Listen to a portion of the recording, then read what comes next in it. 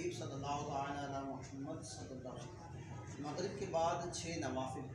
मामूलात औलिया कराम रहमुल्लाह ताला से मगरिब के फ़र्ज़ व सुन्नत वगैरह के बाद 6 रकात नवाफिल 2-2 रकात करके अदा किए जाए।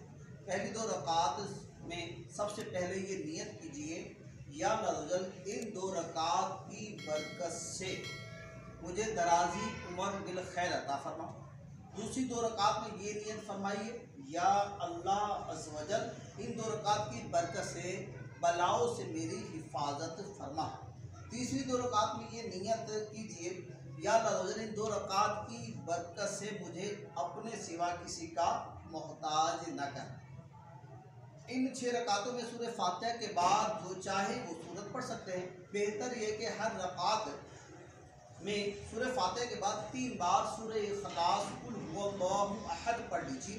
हर 2 रकात के बाद 21 बार कुल हुवल्लाहु अहद पूरी सूरत, या 1 बार सूरह यासीन पढ़ लीजिए, बल्कि हो सके तो दोनों ही पढ़ लीजिए।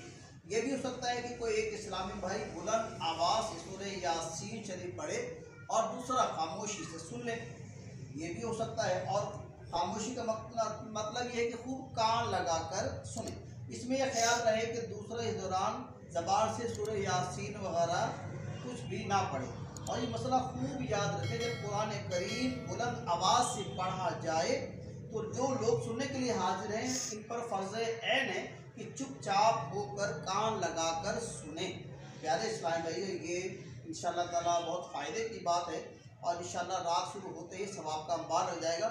हर बार सूरह यासीन के बाद 1 बार दुआए निस्फ़ शबान भी पढ़िए।